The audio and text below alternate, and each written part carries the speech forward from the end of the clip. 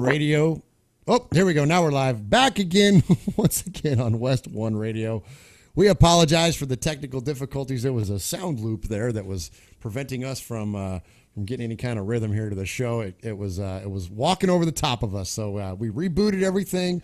We restarted Google Hangouts. And so far, everything seems to be lovely. So anyway, so if it happens again, we may tap out for the night. But hopefully we can get this in. So welcome back in, Alan, the guy who will rip your arms off when you lose. Alan, we were talking about some rule changes. We were talking about some different gameplay philosophies when it comes to calling plays, defending certain routes. I thought there's some good discussion going on during our discussion on the Facebook page. Cy brings up a couple of good points about, the difference between taking advantage of a computer opponent versus taking advantage of another owner, and the fact that the computer can't adjust where a human being can. I think that's an excellent point, and I think there's some good discussion going on the Facebook page. But moving on from that topic, on the play calling topic, it's really also could be a play calling topic, but we're going to move to the defensive side of the ball. Alan, you were in the middle of a little bit of a controversy earlier this week. I don't want to rehash the controversy, but I do want to at least talk about the scenario, and that was calling what's called a first and goal defense, which is essentially where you drop everyone into coverage, including your two defensive ends on a three-man line, and only rush one player. And that's long been referred to as the first and goal defense. And it's been referred to as cheese because essentially you're putting way more guys into coverage than ever would have an ability to get out there and run routes and to get open. And so it's essentially, it's kind of taking advantage of a game mechanic. And when you think about the way we watch football played on Sundays, you really don't ever see that happen. I mean, you're always going to have three guys trying to get after the quarterback. So, you weren't aware of that, I'm not going to call it a glitch because it's not a glitch, but you weren't aware of that kind of that style of defense being poo-pooed. I think you owned it, or you kind of figured out what was going on. I think there was some misunderstanding on your part on the contains, on the guys coming down on a contain, to whether they were actually zone or if that was a rush, which we all agree that really is a rush. So there's a little misunderstanding there. But anyways, Alan, talk a little bit briefly about your hand in it, but I want to talk even more so about the whole overlay of it, the whole philosophy of that style of defense, where we see it fit in, which isn't at all in Madden, and how it relates to the pro game as we see it on Sundays. Well, coming from my philosophy, I believe that's what you asked. You kind of phased out for just a second. So I believe that's what you asked. As a lot of it was a misunderstanding, and I'm not trying to hide anything here. You mentioned that I broadcast my games, I advertise them, I post the rebroadcast, and I'm showing my play art during my game. So it's not like I'm trying to hide anything. I was unaware of that because literally this league is the only time I play Madden. So I don't play lobby play, I don't freestyle or lab or any of that stuff. I don't go onto forums looking at strategies or anything. So I wasn't aware that had a name, the first and goal defense, and an abbreviation that I won't repeat on our PG show. So my apologies for that, for the misunderstanding.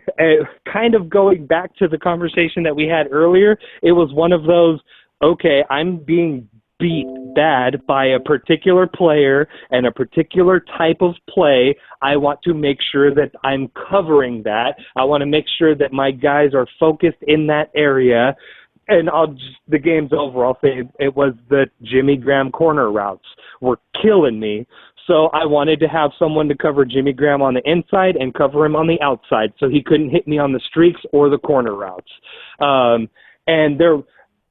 From my remembrance of the game, I think the time I dropped 10 was an accident, because there was one time where I did try to audible Aldon Smith contain into a blitz, and I accidentally button and it dropped into a hook zone, and that was where I dropped 10 into coverage, but I did drop 9 into coverage quite regularly in that game and on that particular drive. And I wasn't aware that that was frowned upon or anything like that, even in our league. So I didn't think it was a mistake on my part. The rule has now been changed, which I'm sure you will go into. And so, as I said on the Facebook page, I do stand behind my defense, but I do apologize for the misunderstanding, and going forward, I will be sure to stay within the confines of the rules. That's what we're all here for. So good deal. Well, appreciate you owning that and getting out front of it a little bit. Yeah, I don't think you were trying to hide anything. I mean, if anything, I would accuse you of not using your football brain enough, which we're all guilty of at times when it comes to playing Madden. That sometimes our football brain, when it should override our Madden brain, doesn't. And so, if anything, I would say that. But again, I don't think it was anything malicious by any means. Glad you're out in front of it, and glad you're willing to to go along with the change. And that's there's sometimes there are things known to some of us and it's not known to others. And, I guess maybe, by not, I don't know. Can you hold somebody accountable for not being aware that that's something that's frowned upon in the Madden community? I don't know, but it is frowned upon. And so we did have to make a rule. It's kind of like, that was one of those, sitting here watching the World Series, there's a lot of rules about baseball, a lot of the unwritten rules about baseball. They're kind of dumb. Like if a guy, profiles a home run too much, that he's going to get 94 in the ribs, on the next at bat. I think Mike and Mike were talking about that this week. But anyway, there's a lot of they're almost kind of silly unwritten rules about baseball. But this was one of the unwritten rules of Madden, that you don't run that defense. It's just known. You don't do that, and audible those guys into that coverage. So we had to make a rule about it to really kind of spell it out. And it probably needed to be spelled out, having new owners come and go. We don't have a lot of turnover in our league, but at the times that we do, it's good to have it out there. So essentially it's just that you got to have 3 guys rushing the quarterback at all times, a minimum of 3, and those contains don't count as zones. That is a rush. I mean, it's an outside rush. But I was explaining to my son, who plays defensive end, earlier today during his football game on the sideline. I was explaining to him that there are certain, not just going to have a straight line or bull line rush to the quarterback. You want to start outside, gain leverage, and then work your way in. No one in the NFL is better at that than Robert Quinn. If you want to see what it looks like to contain the edge, watch a Robert Quinn highlight. Guys, YouTube some Robert Quinn for the St. Louis Rams and watch the way he rushes the quarterback from the defensive end position. That dude gets sick leverage. He's almost parallel to the ground when he turns that corner. Anyways, that's what a contain is. It's you're not rushing to the quarterback, you're rushing outside, maintaining that edge, and then collapsing down on the pocket. It's a way to prevent running quarterbacks from getting outside quick, because if from the defensive end position, if you crash down into the backfield towards the quarterback, and you got a guy like Kaepernick, or you got a guy like Russell Wilson, or any of the other, and there's a litany of them in Madden nowadays, it's not hard for him to bounce out to the outside and to take off running. So that's why the contain routes are there. I'm glad to see them back in the game, because they are very effective, but they're not a zone. It's a pass rush. So those guys are okay. The other thing is that you'll get your tackle on those contains, like say out of a quarter contain, that tackle will have a spy. So he'll essentially just stay home. He doesn't drop into a zone. He'll just stay there and or start a rush just about immediately. So I think that's acceptable as well. As long as you have 3 defensive players engaged at the line of scrimmage and not dropping into coverage, you're good. So again, let's all use our football brains. We all watch a lot of football. A lot of us have played. A lot of us are big fans. Use that football brain. You rush 3 players. Everything else, go for it. All right. Alan, let's move on to some more fun stuff. Let's talk about the Week 10 scores here on NFL Prime Time. That was my best Boomer impression. Did it ring true at all? Oh, was that a Boomer impression? I thought you were going with like Freddy Krueger or something. That is Halloween. All right. First off, in Week 10, we have the Steelers taking on the Jets. I said the New York Jets suck earlier, and again, that's not a shot at our owner. That's a shot at the team because I can't stand them. But, boy, they sure did their job. They sure did work here against the Steelers in Week 10. The Jets moved to 6-4 on the year, Allen, another AFC team with a winning record, and they beat the Steelers 21-24 on the arm of Geno Smith. 3 touchdowns, 380 yards. Well, Geno Smith obviously drank the Jets hit list Kool-Aid this week and went off. I'm a little bit disappointed in this Steelers team that I went on the air like 3 weeks ago whenever our last show was, and I know that's an eternity now, but unlike ESPN, I'm going to remain accountable for my picks. I picked this team to win this division, and they're not showing it right now. I mean, I'm not surprised at the Jets. Jets hit list is a thing this year. I mean, 6-4 isn't like the best record. It's not 8-1 like K-Matt. Look at me giving you props over there in Indy. But there's a good owner who's here to play this year. But I mean, I guess you can't turn your nose too much at 24-21. But I don't like this 2-game losing streak from the Steelers. Hey, Josh Norman, thanks for showing up here in West One, Mr. Barking Chihuahua, after all the noise you created in the last game in 5, and then coming into our first season here in Madden 15, where I picked you to win a freaking Super Bowl. Yeah, stick a fork in that, and stick a fork also. Man, Alan, I hated to see the Bears go down like this. You know, Norman decided to finally show up, taking him to and his Packers to their 3rd win on the year, but they do it by taking out the Chicago Bears. And Earl, great owner in our league. Big game, man. Big shootout between these two NFC North Division foes. The Packers win 59-49. A lot of yards on the ground. The rushing game's not dead in West One, as Eddie Lacy goes 25 attempts for 170 yards. Matt Forte for the Bears, 21 attempts and 145 yards. Can you say a rushing game shootout? Well, apparently that's what it was, and these are good running games in Chicago and Green Bay. I dislike this score for 2 reasons, and there's the obvious. Me and Josh Norman were BFFs and all that jazz, but I had high hopes for Earl Morris coming into this year, him taking over the Bears. He's had success in the league with other teams that he's played, like the Eagles, and I'm happy to see him put up 49 because his offense has been struggling pretty hard this year. But I'm disappointed to see him go down to Norman. This division's not out of the question, though. As through this week, we got both the Vikings and the Packers at the same record. So this division isn't out of reach for anyone right now, even the Bears. All right, next up we have the Seattle Seahawks take on the New York Giants. Man, we talked about the Seattle Seahawks earlier and how they're on a roll. Preston has got them rolling. They moved to 8-2 on the year. They win a close game. Props to Caruso for keeping it so close against such a stacked team and a good player like Preston. But the Seahawks win the close one, 31-28 on the arm of Russell Wilson.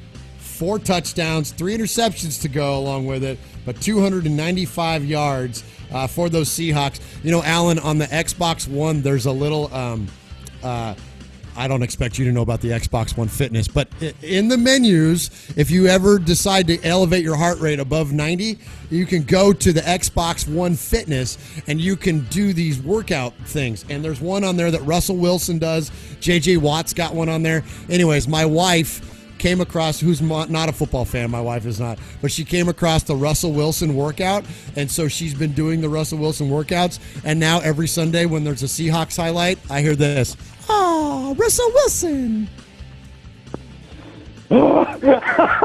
This is just killing me. First you call me fat, and then you tell me that your house is becoming a Seahawks household.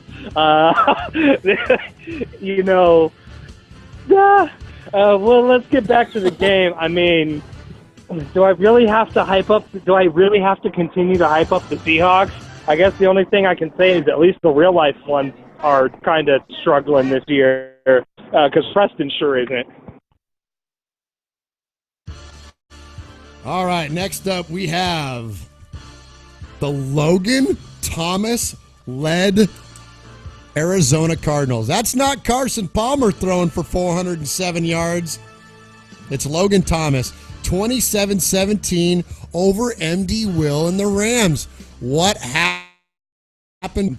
I think we all expected him to be out there potentially chasing a championship, but instead the Rams are struggling, moved to 3-6 on the year. Cardinals go to 4-5. Case Keenum for the Rams, 5 picks. Game turning the ball over 5 times. Well, and RJ will do that to you, the 5 picks. Runs a very good defense down there in Arizona, and you're not going to put up a lot of points on him regardless, except when he and I have 90-point shootouts. But and you can't turn over the ball twice against Arizona, let alone 5 times, and expect to win. This Arizona Cardinals team is a lot better than their 4-5 record shows. Yeah, I would agree with that. I was fortunate enough to get a win against the Cardinals earlier in the year, and it certainly wasn't an easily earned victory. RJ plays them pretty darn well. All right, we talked, you mentioned about CJ Megatron earlier. What is his name? Calvin Johnson? Yeah, that guy. Something like that. Yeah, something like that. I don't see him on He's like the third stringer or something over there in Buffalo. He's probably the best player in the NFL with the nickname CJ right now. I'm just saying. Well, when your competition is Chris Johnson, is that really much to say? You know, okay. I live here in Middle Tennessee. I've been all over or at least in hearing about the Chris Johnson story from the time he got his big contract to the time that his production started to dwindle, and to the time that he was eventually signed with the New York Jets. It's so funny because here everybody would always ask the question, why don't they get him in space more often? Why don't they just get him out there on the edge and throw him the ball, like use him like Jamal Charles, right? Like Alex Smith dumps the ball to Jamal Charles and he takes off for 80 yards. Why don't we do that with CJ? And the coaching staffs always said the same thing. It's because he can't catch. He can't catch. And you know what? It's so funny watching him in New York this year. Have you watched him playing for the Jets?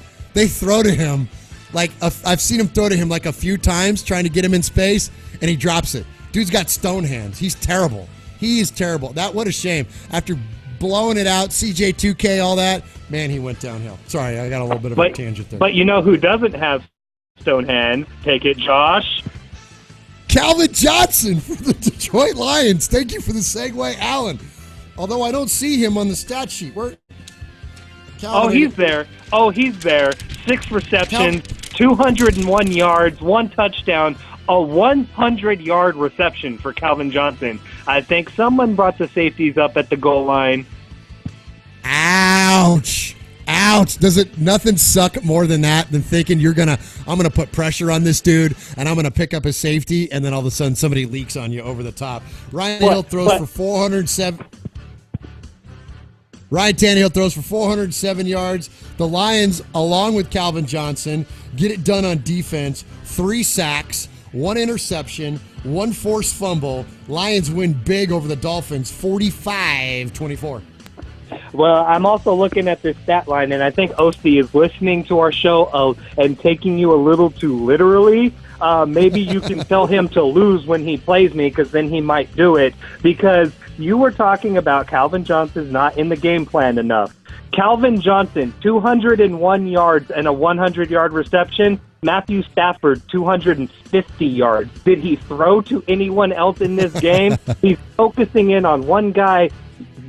I think you might have started something here, Josh. I hope you don't play Osti anytime soon, because he might just for kicks go off for 400 yards on you. Of course, Matthew Stafford will have 402 yards passing, but and probably 4 picks to go along with it.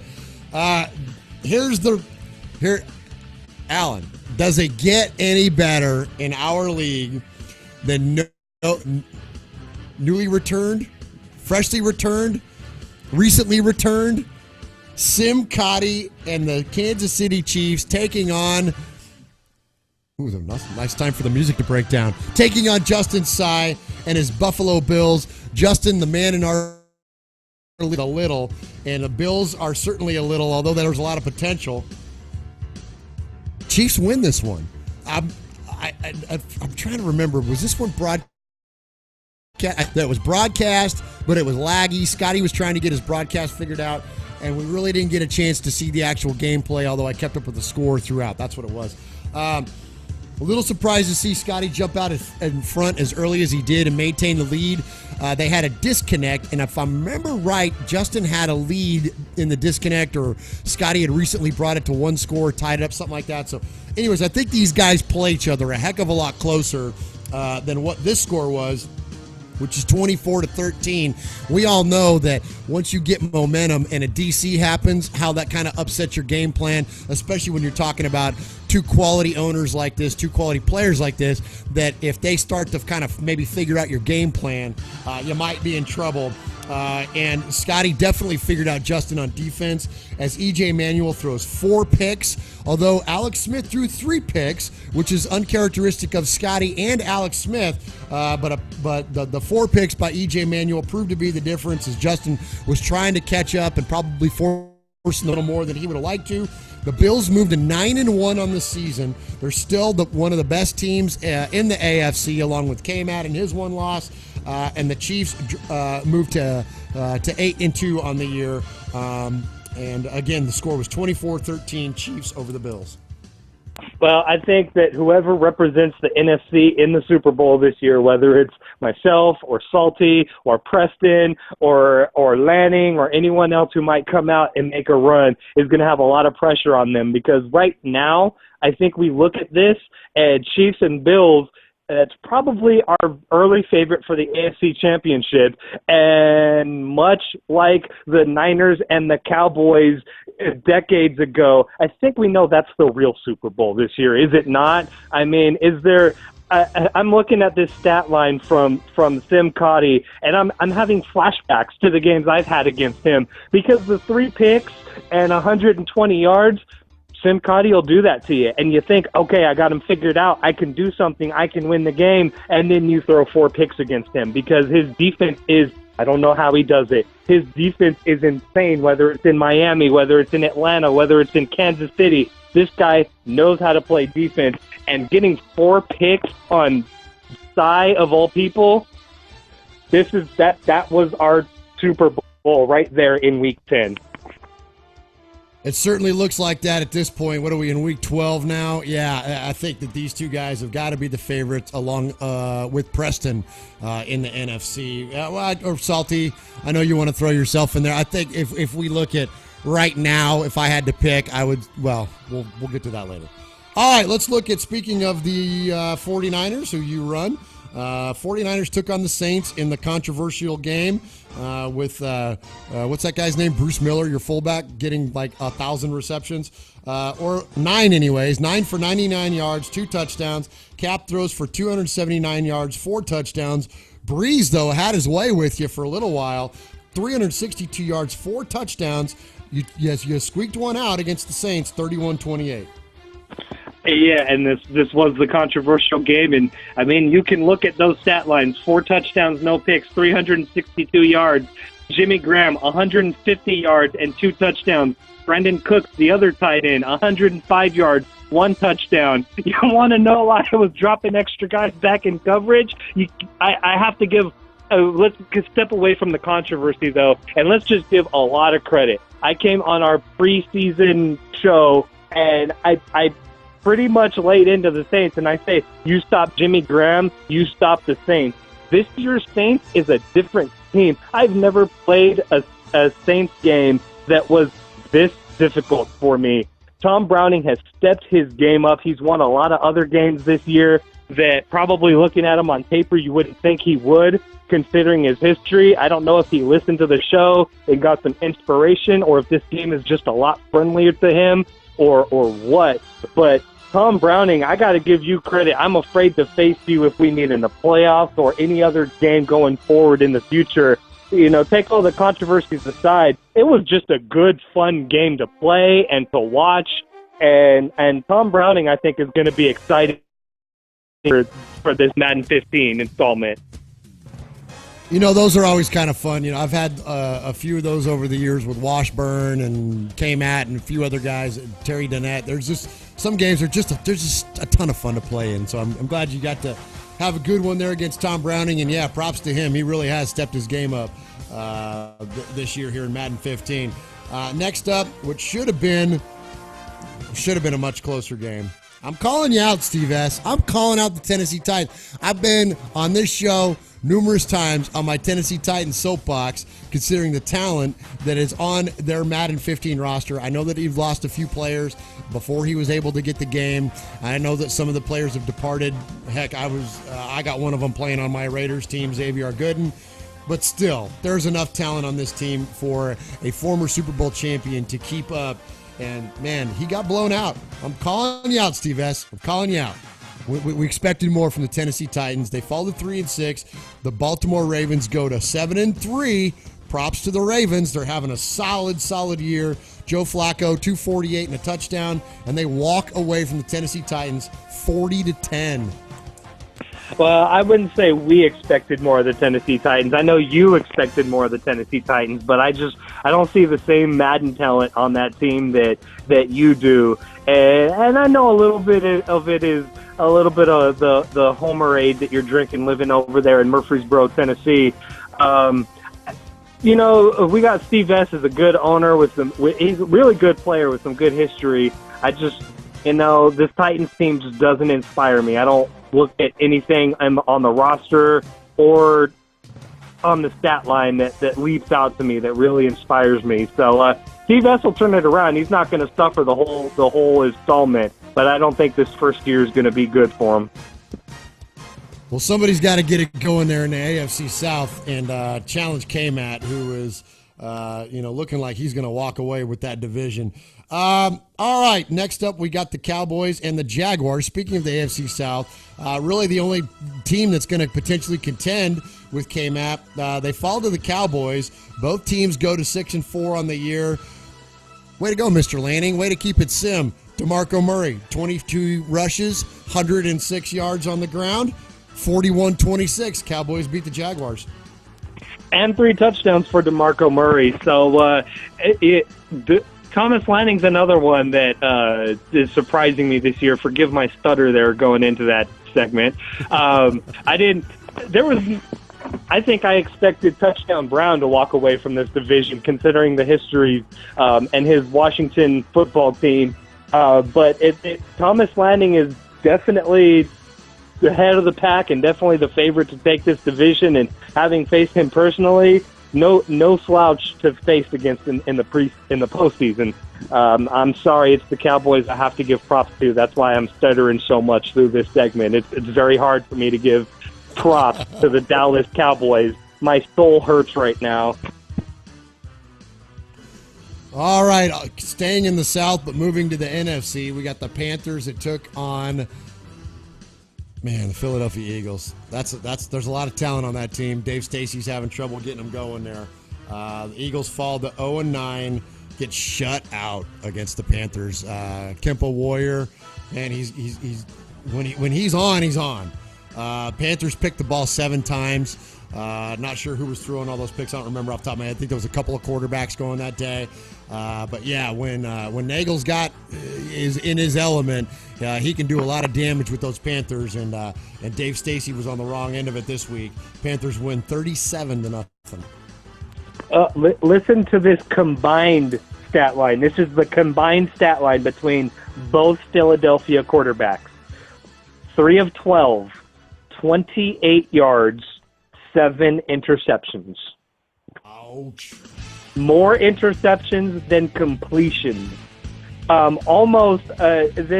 That's actually literally an interception on more than 50% of the pass attempts.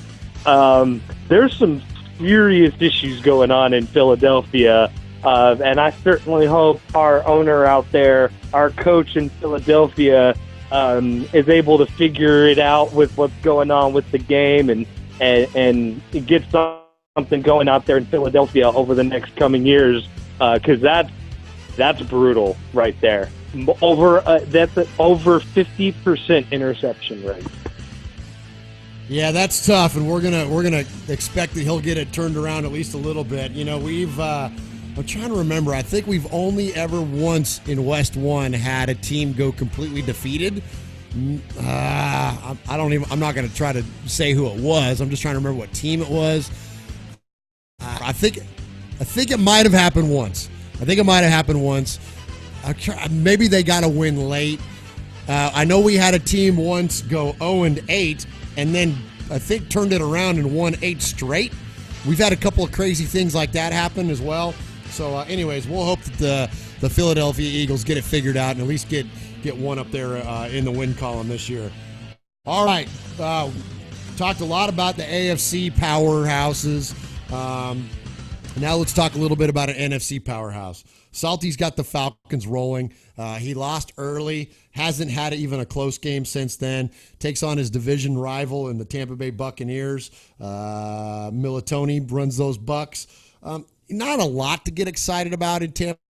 Some good players. I think Glennon is got a little something going. Of course, you got Doug Martin, Vincent Jackson, rookie Mike Evans. There's some players, but as an overall top to bottom, I mean, not a lot to get excited about on defense. Alteron Werner. I mean, they're not. So I think this is a team that's definitely going to build. The Buccaneers, though, fall to those Falcons.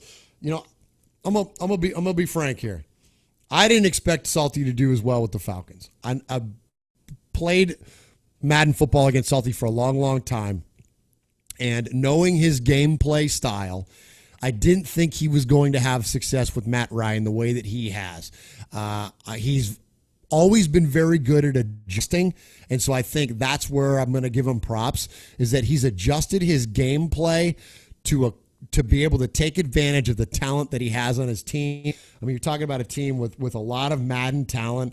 In real life, they don't use their talent nearly as effective as Salty's using them. When you look at Julio Jones and Jacquizz Rodgers and all the different playmakers that he has, Salty's doing it. And Matt Ryan on this game, Falcons win 44-7, moved to 8-1 on the year, 273 yards, 2 touchdowns for Ryan.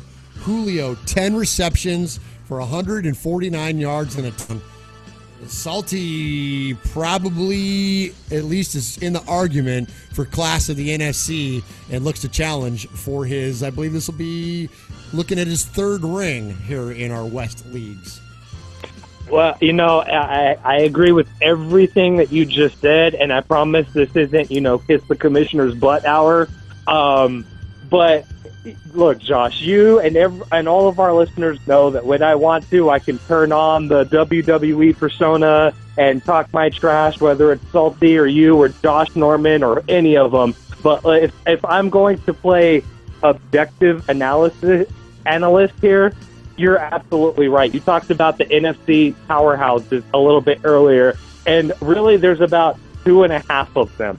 And I have a top 3 record in the NFC, so I feel like I'm in the discussion, but I'm the 0.5 because it's definitely Preston, it's definitely Salty, and I agree with what you said. I did not expect this kind of success from Salty running the Falcons.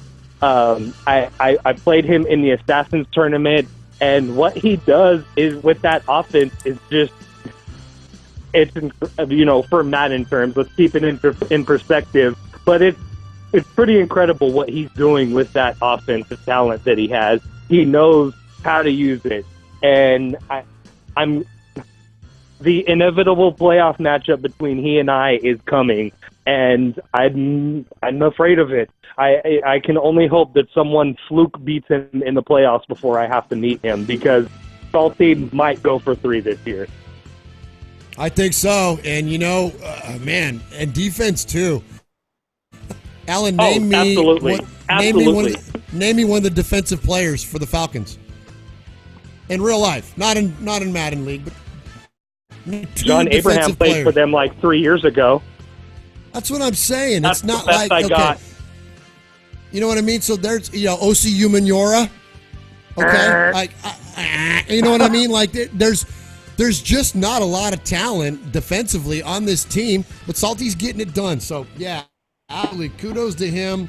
I think if I had to repick, and I've played Preston here recently, and Preston whipped me, and that seeing what he did with that team is impressive. And I haven't played Salty, and I'm not going to. You and I play here in a few weeks, and I think that after our game, I'll feel real comfortable about where my pick is as far as the NFC goes. My revised pick is Norman. You're dead to me, but right now I gotta say all signs point to Salty. All right. So speaking of the Raiders, and one last point I have to make on this is 20 of 23, and again, no interceptions. We have a league filled with quarterbacks right now that are averaging probably about 2 picks a game. I think I'm on the low end of the spectrum at 13.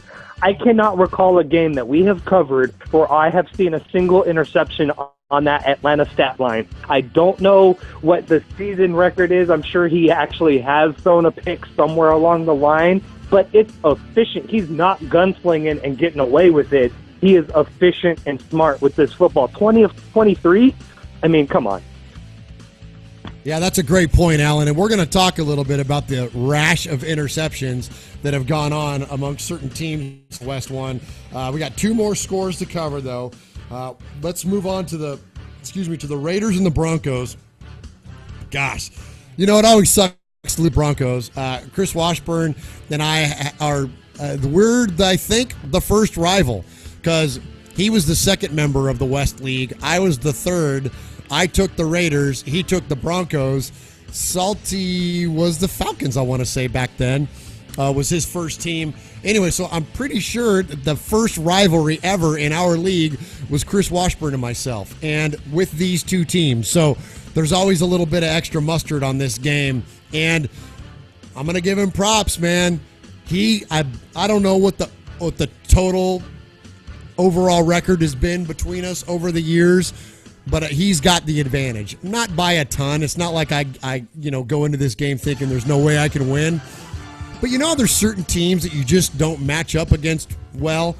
There's also certain owners that you just don't match up against well. Chris Washburn, to me, despite his record, I just typically have a harder time game planning against him than I do other owners. And, we both went to 6-3 on the year, so that was tough because he kind of took possession, or at least shared possession of that second or even first wild card spot.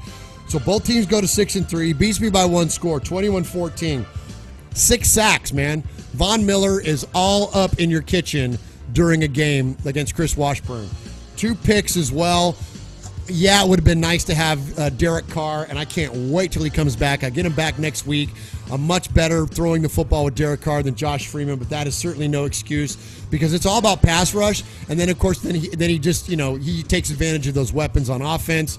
I don't think I need to waste my time, detailing the players that are available to him on offense.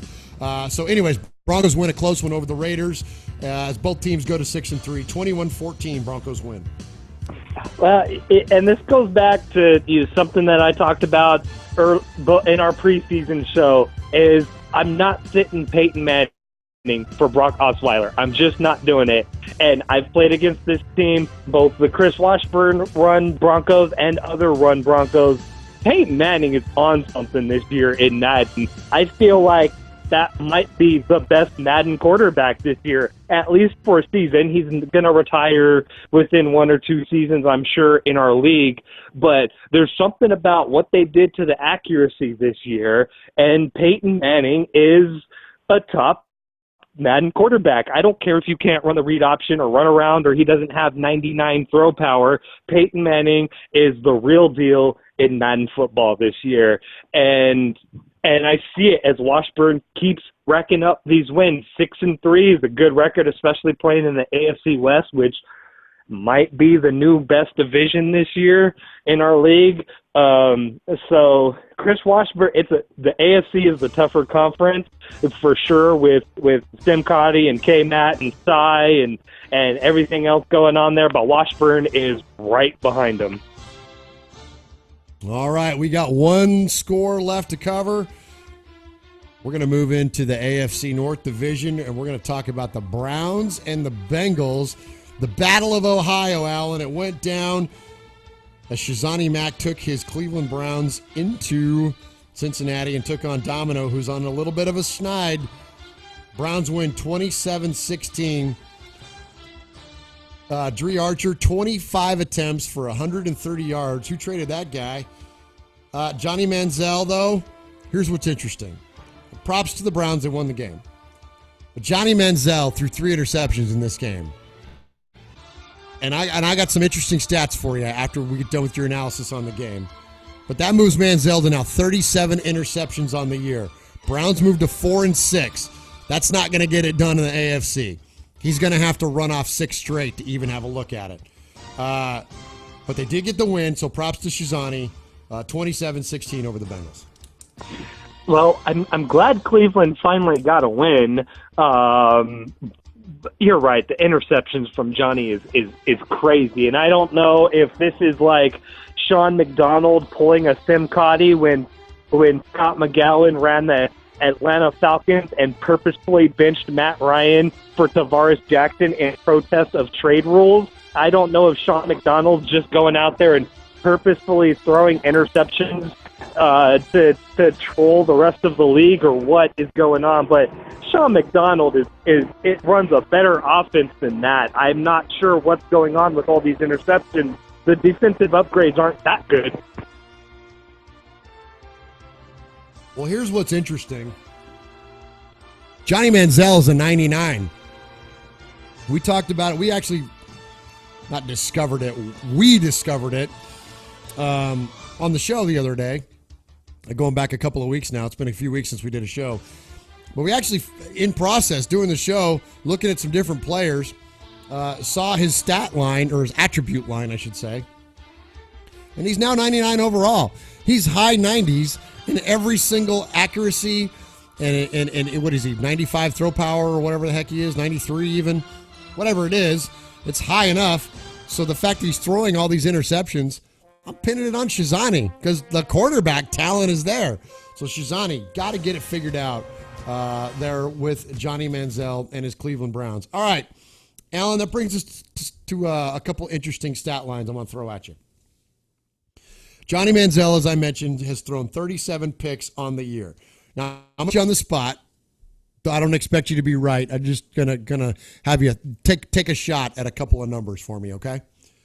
Johnny Manziel here at the end of week 10. Actually, we're in the end of week 12 in the league. So at the end of week 12, has thrown 37 interceptions. Alan, what is your guess that the all-time intercepted leader is in the NFL throughout the course of one season? What would your guess be as far as that total figure? Oh, you know what? I've looked into this before. I want to say 36. Not a bad guess. It is, in fact, 42. George Blanda in 1962 threw 42 interceptions. Now, that's the pre-Super Bowl era. So I'll ask you again, the post-Super Bowl era, so the modern day era of football, which we're typically accustomed to talking about records and things like that in. Yeah, let's add that disclaimer for K-Matt so he knows just what our history point is that we're talking about. Exactly, because we're not rolling it back to the 40s. In 62, I mean, we're talking pre-merger. I mean, it's tough to analyze the NFL pre-merger. Right? The Super Bowl era is really the era when you look at it. That's the one that needs to be evaluating stats, especially passing stats. That's really the one you want to look at. I would argue that it's changing because the defensive rules nowadays are enabling guys like Peyton Manning to throw 510 touchdowns. Now, that's not the reason he's thrown all those, but I guarantee if you gave Dan Marino the same defensive structure that is existing today in the NFL, then his stats would look a lot different. But anyways, that's not what we're talking about. So post Super Bowl era, so 67 on, Alan, what would your guess be for all-time intercepted leader? We're talking about single season here, you said, right? Single season. If I gave you the year, would that help you? Sure, give me the year. I'll give you the year. 1988. 1988. I'm going to say 24. The answer is 35. I'll give you a hint of who it is. Played in the NFC. Very high-profile draft pick for this team. A historically bad team in 1988. 1988, high-profile. Jeff George? Atlanta Falcons? Not bad. What we're looking for is Vinny Testaverde, Tampa Bay Buccaneers. Okay. Back when they were the Pumpkin Pirates before they changed to the Pewter Pirates. 1988, he threw and before he became a serviceable journeyman. Absolutely, and at 44 years old or whatever it was. Good guess, because 35, so 36 would be the new record in the Super Bowl era. And so we haven't seen it yet, but we have seen it in West 1. So let's come full circle on this thing. So West 1, 37 interceptions. I ran a few numbers, and I found a few things that I thought were pretty interesting.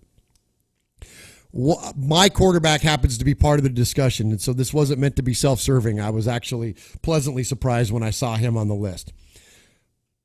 Thinking now in terms, not in the NFL, but thinking in West 1. Okay, Alan, I'm going to throw some at you. Who has the fewest interceptions per 100 attempts?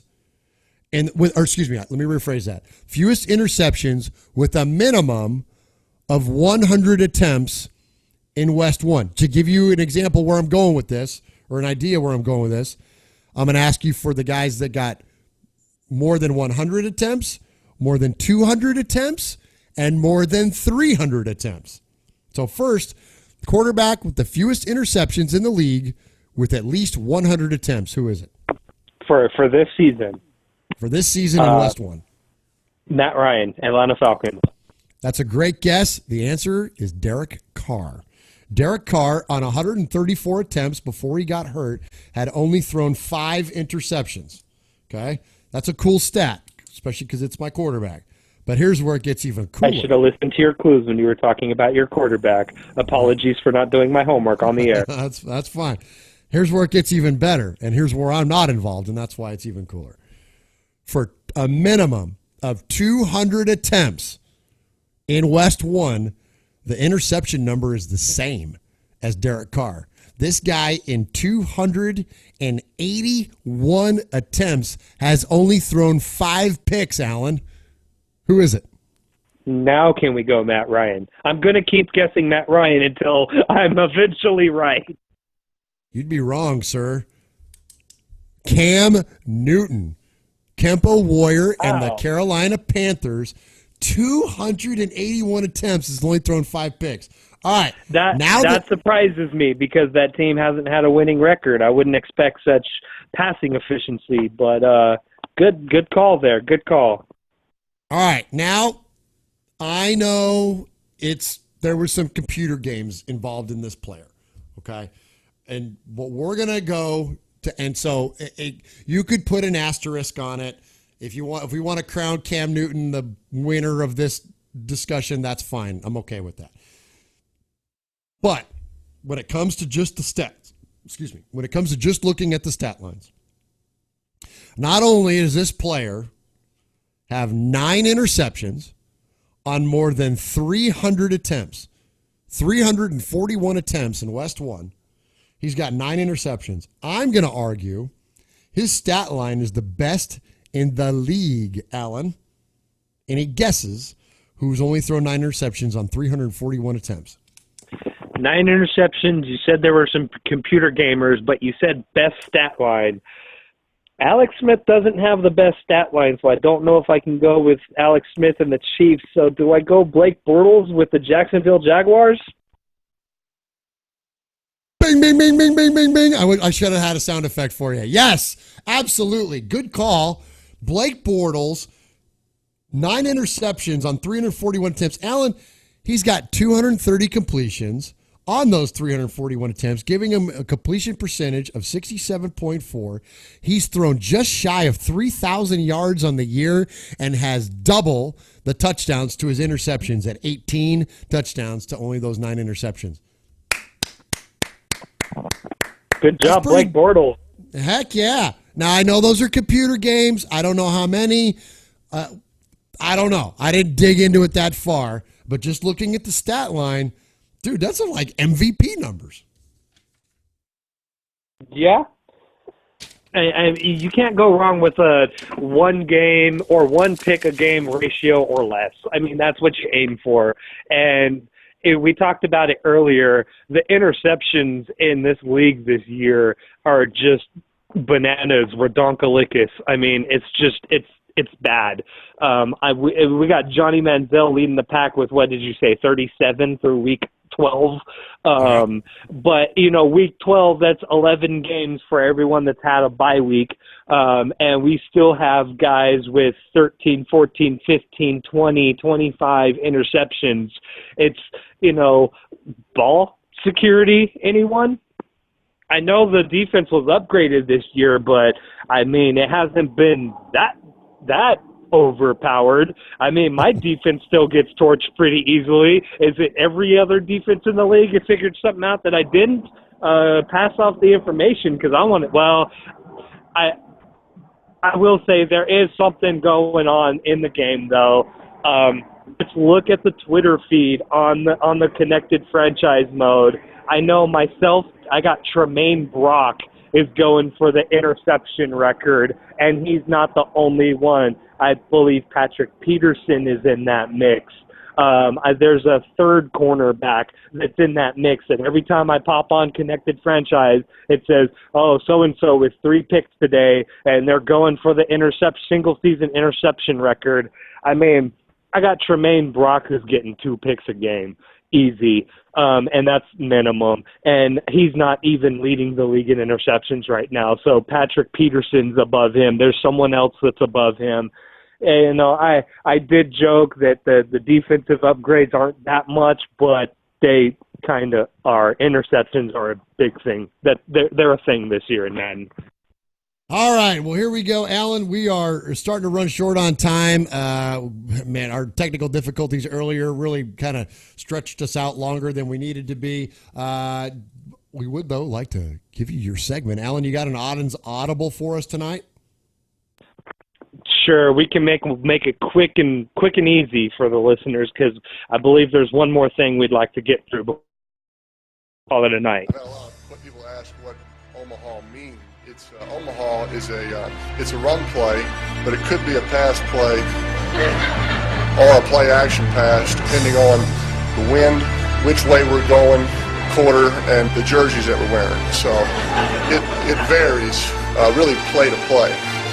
That's there's your answer to that. Short ox, Richmond, Florida, Buffalo, 27 double. Easy now, Rambo, 59.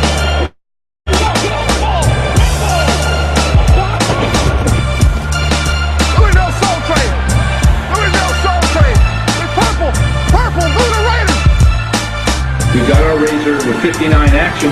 They put you two guys on these two, basically. 59 Razor. 59 Razor! Black 59 Razor! 39 7. Ready, down! Put. Just snap the damn ball. 9-1, 8-1, 8-2, 7-3, 6-3, 6-3, 6-4, 6-4, 5-4, 5-5. That's 10 records of 500 or above in the AFC. Let's switch over to the NFC. 8-1, 8-2, 6-3, 6-4, 5-4. That's 5 teams with a 500 or above record in the NFC, and that's just what's off Madden Daddy, which isn't completely upgraded or updated, so I don't know how it's been the last couple weeks, but I'm calling out the NFC. What's going on here? How are we just going to let the AFC take it this year? 5 teams. There's 6 teams out of each conference that make it to the playoffs. We're going to put a sub-500 team into the playoffs. What are we, the NBA Eastern Conference here? Let's get it together, NFC. I'm calling everyone out. We have way too many good owners in this conference to not have better records in this conference. We can't let the AFC walk away with it this year. Let's have some pride. Let's have some conference pride. Step your game up, NFC. That's my odd and audibles for the night. I'm calling out the NFC.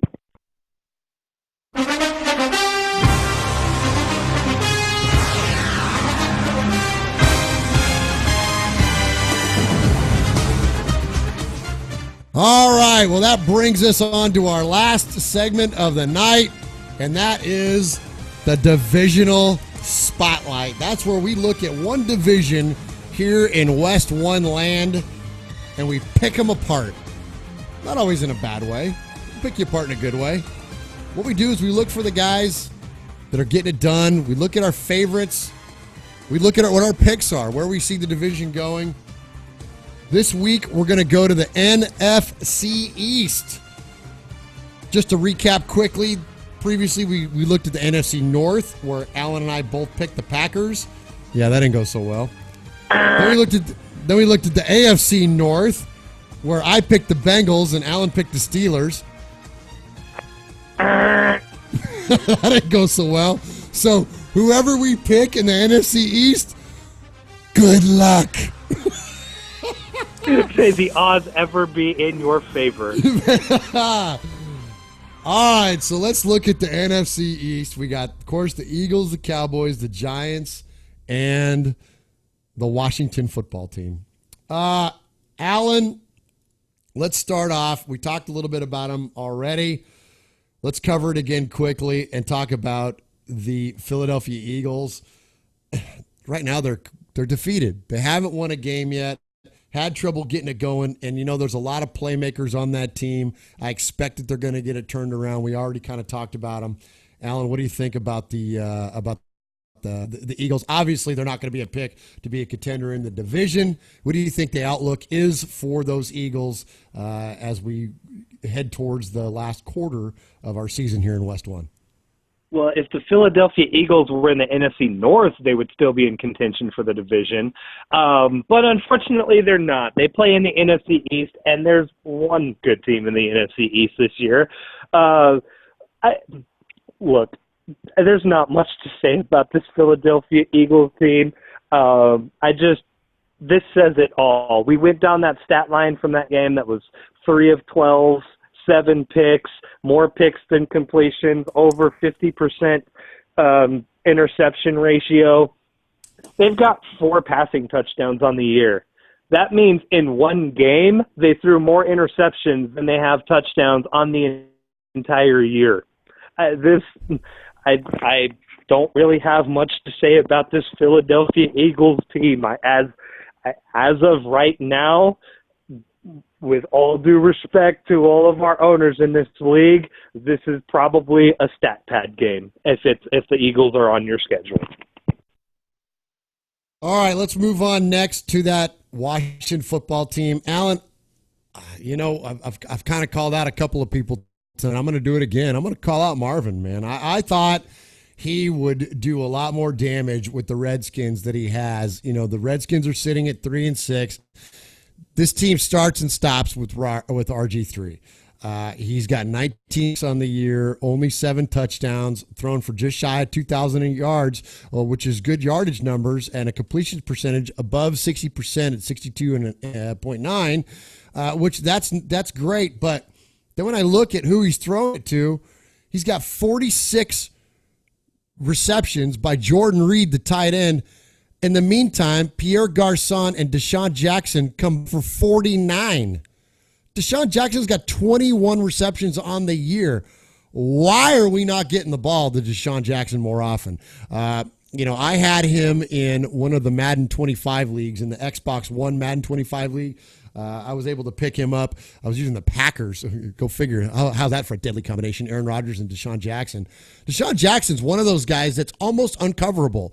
He's in that CJ Megatron range, maybe with that up there with Julio Jones. There's a handful of receivers, used to be Andre Johnson. There's just a handful of guys that are just flat out almost uncoverable in the league that you should be getting him the ball more than 21 times by the time we get to week 12. Now, I know this hasn't updated, Madden Daddy, so say it's week 10, still 2 receptions a game? just barely over 2 receptions. So I'm going to call him out a little bit. I think that we need to see more out of Marvin. We need to see more out of the Redskins. He's doing a pretty good job on defense. He's getting his picks. I mean, D'Angelo Hall, Tracy Porter, Merriweather, Chris Clemens. I mean, these guys are all 3, 4, 5 picks. So he's doing his job on defense. He's getting sacks with the Rackpo. So, I see him getting it done on defense. I just got to see more offensive production. So until then, man, the Redskins they're certainly not going to be a favorite to win the division, and they're going to fight for a wild card spot in the NFC. Don't challenge Deshaun Jackson on the air. We all know what happened when you challenged Calvin Johnson, and I play the Redskins in my next game. Hopefully tonight, I put the message out there to Touchdown Brown, see if he wants to go after the show. I haven't seen if he's responded or not, but hopefully we can get that game in tonight, and I can Twitch feed it for everyone live. But I just did my odd and audibles where I called out the NFC, and I didn't name names, even though there's a lot of names that I would have liked to have called out in that segment. But Touchdown Brown is one of them. Man, last year I had some epic games with him in the playoffs and in the regular season, but we had some very epic playoff matchups last year. Dude's a good player. He's had a lot of success with the Redskins. I want to say that they were my runaway pick to win the NFC East this year. I had very high expectations of the Washington football team and expected them to be in that representing the NFC in the Super Bowl talk up there with myself and Preston and Salty and Norman and even RJ, who's had a bit of a disappointing season as well. I haven't seen it. I mean, I haven't seen his games live. I haven't watched any of the Twitch feeds if he's broadcasted any or anything like that. So I don't know what's going on the field. Not throwing to Deshaun Jackson is evident in the stat line, in the box score. So who knows? Maybe I play him tonight and get totally caught off by surprise and he beats me 34-3. Who knows? But I expected a lot more of this team, both within the division and within the conference and the league as a whole. I'm very disappointed to see this. All right, next up, also at 3-6 is John Caruso and the New York Giants. I wish there was a T in Manning because then I could say you can't spell Manning without INT. 26 interceptions to only 9 touchdowns on the year. He's thrown for over 2,000 yards, but only at 50% completing his passes. 500 yards on the ground with Rashad Jennings. Rashad Jennings, not the best Madden running back in the world, but man, 3.2 average yards per carry and 5 touchdowns with a long run of only 13 yards. Just not a lot going offensively. Some good stuff defensively. Antrell Roll's got 5 picks on the year. Prince Amukamara's got 3. Rogers Cromartie has 3. Frankly, this is a pretty good defensive Madden team, and I'm surprised that the stats aren't better. They're good. They're respectable for what it is. Pierre Paul was 6 sacks on the year. John Beeson's got 3. Not bad, but I frankly expect more. I mean, when you look, especially the secondary of this team, it's pretty darn good. I mean, Rogers Cromartie has long been heralded as one of the best cornerbacks to have in Madden. I don't see any reason why he shouldn't be this year as well. I'm going to pop up his attributes real quick. When we look at him, 97 speed, 96 acceleration, 94 man coverage with an 82 zone complement. What's up? I mean, why is he not being targeted? Fair. It could be. But when you look at Antrell Roll with 5 picks and again, Amukamara with 3, I'm surprised that Rogers Cromartie only has 3 on the year as well and only 14 tackles. So let me back up a little bit. Maybe with that only 14 tackles, maybe he isn't getting targeted enough. And maybe that's why. Maybe guys are hip to it. But still as an overall, got to see more defensive production out of these New York Giants. Quarterback's always going to be a challenge with Eli. He's not a good Madden quarterback, but still 26 interceptions. Man, tough to win a football game when you're throwing that many picks and only completing half of your passes. So an uphill climb for the Giants, much like it is with the Washington, sitting at 3-6. Are they out of the mix? No. In the NFC, there's still time. So we'll see if they can make any noise as we get in here in the last part of the season. And you mentioned those 26 interceptions, and with Madden Daddy not having updated, that number's only going to grow, because in my game I think I had 3 or 4 picks against him also. So he's up there with Johnny Manziel in terms of picks. You talked about the defense, and having personally played him, the defense on that team is solid. I mean, it was really the difference in that game for me was one of those picks that he threw I took back to the house. He held my offense to 1 touchdown, and that doesn't happen in this league unless you're Salty, unless you're Simcotti, unless you're Josh Norman. I don't get held out of the end zone like that. I'm going to give props to Caruso's defense. He's got the sort of defense that can win a division, that can win a playoff game, that could do some damage.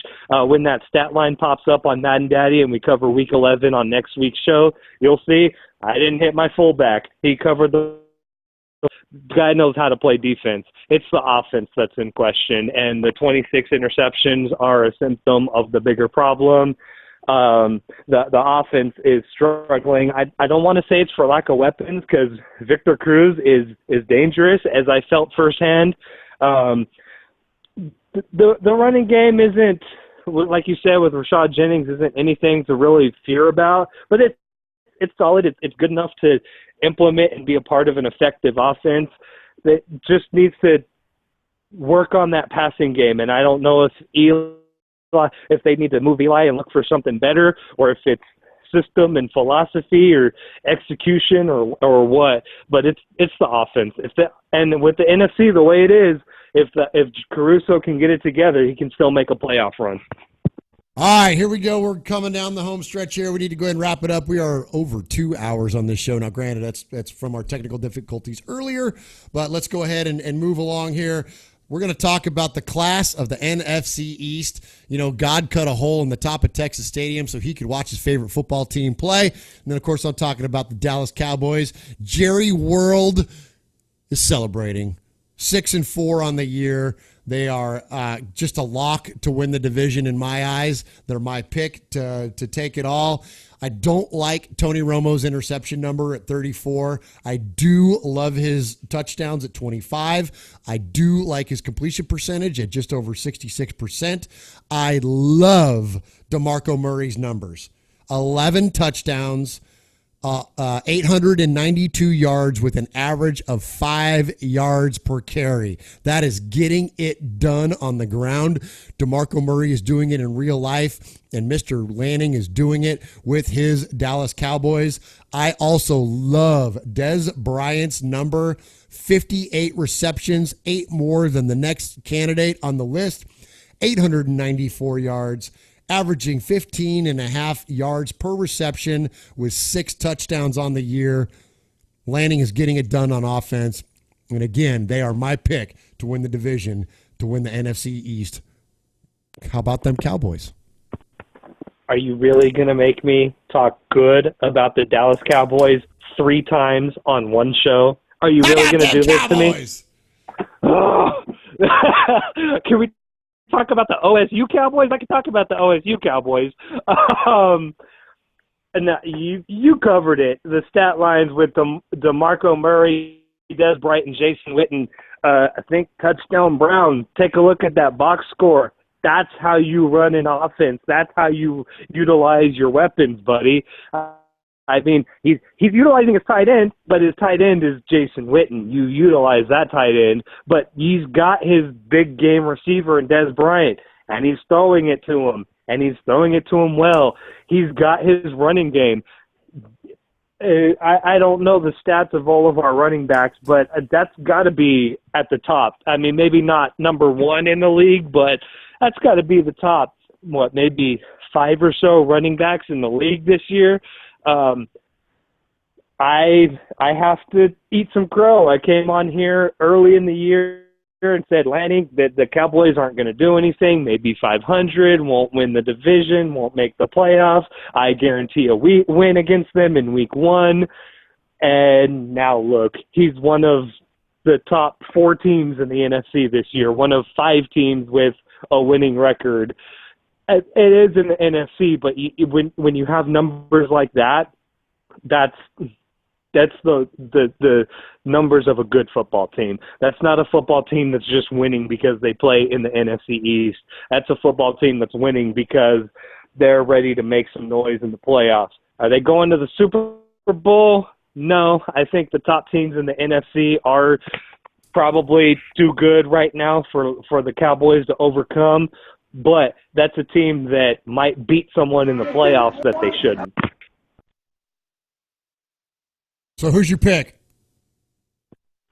For the division? Oh, I'm going Yes. with the Eagles. I thought we established that. I'm going Eagles all the way. You did one hell of a job, and the only thing else I got to say is, how about them Cowboys? That's just wrong. I'll never play that again. We're both picking the Cowboys, Alan, in the FC East. Congratulations to Mr. Lanning on a great year so far. Alan, that brings us to the end of our show. Thank you to everybody that hung in there with us. Thank you for you hanging in there as well, Alan, during our technical difficulties. You know, we took 3 weeks off, so go figure that the gremlins would have crawled in. But we will continue to soldier forward here on WestOne Radio. So thanks again for joining us. Thanks for being a part of WestOne Leagues. Go ahead and get your games in. We are advanced. We are rocking. We got games playing right now. Watching some of the scores actively. So thanks to everybody for being a part of what we do. Alan, any final words? Well, this is old news now by probably about 45 minutes, but the Giants officially won Game 4 of the World Series. So it's a tied-up series going into Game 5 tomorrow at AT&T Park up in San Francisco. So go Giants.